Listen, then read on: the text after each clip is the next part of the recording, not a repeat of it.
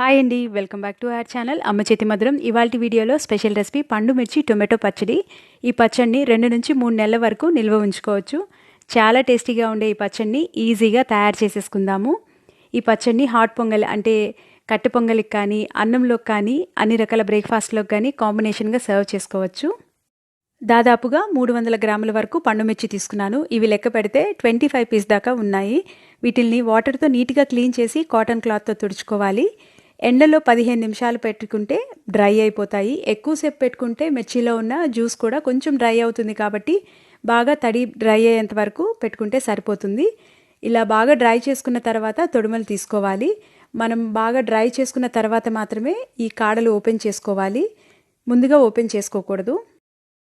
బాగా ఎర్రగా ఉన్న టొమాటోలు కూడా తీసుకుందాము. జ్యూసీగా ఉన్న టొమాటో తీసుకుంటే పచ్చడి చాలా టేస్టీగా ఉంటుంది. అంటే హైబ్రిడ్ టొమాటోస్ కాకుండా నాటు టొమాటోలు తీసుకోవాలి. 4 మీడియం సైజ్ టొమాటోలు, 4 స్మాల్ సైజ్ టొమాటోస్ తీసుకున్నాను. అంటే దాదాపుగా 400 గ్రాముల వరకు టొమాటోస్ తీసుకున్నాను. పెద్ద లెమన్ సైజ్ అంతా చింతపండు కూడా తీసుకుందాము. మనం ఆల్రెడీ టొమాటోస్ కూడా యాడ్ చేసుకుంటున్నాం కాబట్టి అవి కొంచెం పుల్లగానే ఉంటాయి కదా. చింతపండు ఈ మాత్రం సరిపోతుంది. చింతపండులో గింజలు లేకుండా ముందుగానే చెక్ చేసి పెట్టుకొని తీసుకోవాలి. 2.5 టేబుల్ స్పూన్ వరకు కల్లుప్పు కూడా యాడ్ చేసుకుందాము. మీ దగ్గర రాక్ సాల్ట్ అవైలబుల్ లేకపోతే నార్మల్ సాల్ట్ కూడా యాడ్ చేసుకోవచ్చు. పండు మిర్చిని డైరెక్ట్గా మిక్సీ జార్లో యాడ్ చేసుకొని గ్రైండ్ చేసుకుంటే ఈక్వల్గా, అంటే కంప్లీట్గా ఒకేలాగా గ్రైండ్ అవ్వదు, కాబట్టి పీసెస్గా కట్ చేసుకొని గ్రైండ్ చేసుకుంటే మనకి ఈక్వల్గా గ్రైండ్ అవుతుంది. టొమాటోస్ని కూడా కట్ చేసి పెట్టుకుందాము. ఈ టొమాటోస్ కూడా ఎక్కడ తడి లేకుండా బాగా డ్రై చేసుకున్న తర్వాత మాత్రమే ఇలా పీసెస్గా కట్ చేసి పెట్టుకోవాలి. ఇప్పుడు ఫ్రైయింగ్ పాన్ పెట్టుకొని 1/2 టేబుల్ స్పూన్ వరకు మెంతులు యాడ్ చేసుకొని డ్రై రోస్ట్ చేసుకుందాము. ఆయిల్ యాడ్ చేసుకోవట్లేదు కాబట్టి గ్యాస్ని లో ఫ్లేమ్లో ఉంచుకొని మెంతులు కొంచెం ఫ్రై అయిన తర్వాత వేరే ప్లేట్లోకి సెపరేట్ చేసుకుందాము. ఇదే ఫ్రైయింగ్ పాన్లో మరొక టేబుల్ స్పూన్ వరకు ఆవాలు, మరొక టేబుల్ స్పూన్ వరకు జీలకర్ర కూడా యాడ్ చేసుకొని ఫ్రై చేసుకుందాము. గ్యాస్ని లో ఫ్లేమ్లోనే ఉంచుకోవాలి. ఆవాలు కొంచెం చిటపటమన్న తర్వాత వేరే ప్లేట్లోకి సెపరేట్ చేసుకుందాము. అదే ఫ్రైయింగ్ ప్యాన్లో 2 నుంచి 3 స్పూన్ల వరకు ఆయిల్ యాడ్ చేసుకుందాము. ఆయిల్ కొంచెం వేడిగా అయిన తర్వాత ముందుగా కట్ చేసి పెట్టుకున్న టొమాటో పీసెస్ కూడా యాడ్ చేసుకుందాము. టొమాటో పీసెస్ ఫ్రై చేసుకునేటప్పుడు ఆయిల్ కొంచెం ఎక్కువగా యాడ్ చేసుకుంటేనే టొమాటో మంచి టేస్ట్ వస్తుంది. ఇది ఫ్రై చేసుకునేటప్పుడు 1 స్పూన్ వరకు పసుపు, 1/2 టేబుల్ స్పూన్ వరకు సాల్ట్ కూడా యాడ్ చేసుకుందాము. సాల్ట్ యాడ్ చేసుకుంటే టొమాటోలు కొంచెం తొందరగా మగ్గుతాయి. ఇవి బాగా ఫ్రై అయ్యేంత వరకు మూతతో కవర్ చేసి కుక్ చేసుకోవాలి. మధ్య మధ్యలో కలుపుకుంటూ ఫ్రై చేసుకున్న తర్వాత ఒకసారి బాగా మిక్స్ చేసుకొని ముందుగా మనం తీసి పెట్టుకున్న చింతపండు కూడా యాడ్ చేసుకుందాము. పెద్ద లెమన్ సైజ్ అంతా చింతపండు యాడ్ చేసుకొని, చింతపండు యాడ్ చేసుకున్న తర్వాత మూతతో కవర్ చేయకుండా ఓపెన్ ప్యాన్ మీదే చింతపండు కొంచెం సాఫ్ట్గా అయ్యేంత వరకు కలుపుకోవాలి. 4 నుంచి 5 నిమిషాల పాటు ఫ్రై చేసుకుంటే చింతపండు కూడా తొందరగానే సాఫ్ట్గా అయిపోతుంది. ఇందులో కల్లుప్పు కూడా యాడ్ చేసుకుందాము. 2.5 టేబుల్ స్పూన్ వరకు కల్లుప్పు యాడ్ చేసుకుంటున్నాను. ఇప్పుడు గ్యాస్ ఆఫ్ చేసుకొని బాగా మిక్స్ చేసుకున్న తర్వాత ఇది చల్లగా అయ్యేంత వరకు పక్కన పెట్టుకుందాము. మిక్సీ జార్ తీసుకొని ముందుగా ఫ్రై చేసి పెట్టుకున్న ఆవాలు, జీలకర్ర, మెంతులు యాడ్ చేసుకొని ఫైన్ పౌడర్ లాగా గ్రైండ్ చేసుకొని వేరే ప్లేట్లోకి సెపరేట్ చేసి పెట్టుకుందాము. అదే మిక్సీ జార్లో ముందుగా కట్ చేసి పెట్టుకున్న పండుమిర్చి ముక్కలు కూడా యాడ్ చేసుకొని గ్రైండ్ చేసుకుందాము. కోర్స్లాగా అయినా గ్రైండ్ చేసుకోవచ్చు, లేదా కొంచెం పేస్ట్లా అయినా గ్రైండ్ చేసుకోవచ్చు.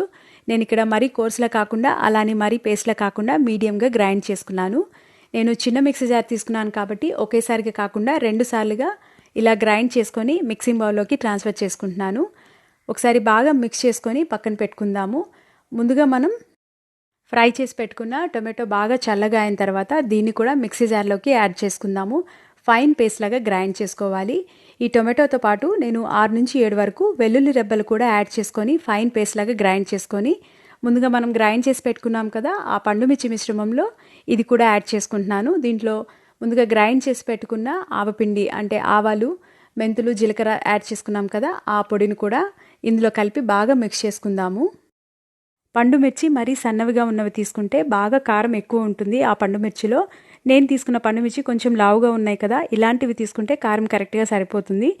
దీనికి మనం తీసుకున్న టొమాటో, చింతపండు, ఉప్పు కరెక్ట్గా సరిపోయాయి.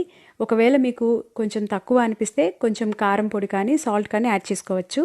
ఈ పచ్చడి టేస్టీగా జ్యూసీగా ఉండడం కోసం పోపు కూడా ప్రిపేర్ చేసుకుందాము. ఫ్రైయింగ్ ప్యాన్ పెట్టుకొని 3/4 కప్పు వరకు ఆయిల్ యాడ్ చేసుకుంటున్నాను. నేను ఆయిల్ మెజరింగ్ బౌల్తో చెప్తున్నాను.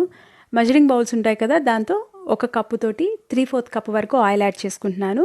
ఆయిల్ కొంచెం వేడిగా అయిన తర్వాత జీలకర్ర, పచ్చిశనగపప్పు యాడ్ చేసుకొని లైట్గా ఫ్రై చేసుకున్న తర్వాత ఇందులో కొంచెం ఇంగువ కూడా యాడ్ చేసుకుందాము. మీకు నచ్చినన్ని వెల్లుల్లి రెబ్బలు యాడ్ చేసుకోవచ్చు. నేను ఇక్కడ 10 నుంచి 11 వరకు వెల్లుల్లి రెబ్బలు యాడ్ చేసుకొని వెల్లుల్లి కలర్ చేంజ్ అవ్వకముందే గ్యాస్ ఆఫ్ చేసుకొని ఇది బాగా చల్లగా అయ్యేంత వరకు పక్కన పెట్టుకుందాము. ఇది బాగా చల్లగా అయిన తర్వాత మనం పచ్చడిలో మిక్స్ చేసుకుందాము. మనకి ఎక్కువ రోజులు పచ్చడి నిలువ ఉండాలంటే ఆయిల్ గోరువెచ్చగా కానీ లేదా బాగా చల్లగా కానీ ఉండాలి. వేడి ఆయిల్ యాడ్ చేసుకోకూడదు. మనం వేడి ఆయిల్ యాడ్ చేసుకుంటే కొంచెం కలర్ కూడా చేంజ్ అయిపోతుంది. అప్పటికప్పుడు సర్వ్ చేసుకునే పని అయితే వేడి ఆయిల్ యాడ్ చేసుకోవచ్చు. నిల్వ చేసుకునే పచ్చళ్ళు కొంచెం చల్లగా కానీ గోరువెచ్చగా కానీ ఆయిల్ ఉండేలాగా చూసుకోవాలి. బాగా మిక్స్ చేసుకున్న తర్వాత చూసారు కదా, 1 గంట పాటు పక్కన పెట్టుకున్నాను. గంట తర్వాత మనకి కలర్ కూడా కొంచెం చేంజ్ అవుతుంది. మీకు ఆయిల్ తక్కువ అయింది అనిపిస్తే మరి కొంచెం ఆయిల్ని వేడి చేసుకొని చల్లగా అయిన తర్వాత మిక్స్ చేసుకోవచ్చు. గ్లాస్ జార్లో స్టోర్ చేసుకుంటే ఎక్కువ రోజులు నిల్వ ఉంచుకోవచ్చు. ఫ్రిడ్జ్లో పెట్టుకొని కూడా స్టోర్ చేసుకోవచ్చు. మీకు ఈ రెసిపీ కనుక నచ్చినట్లయితే మర్చిపోకుండా అమ్మ చేతి మధురం ఛానల్ని సబ్స్క్రైబ్ చేయండి. Thank you.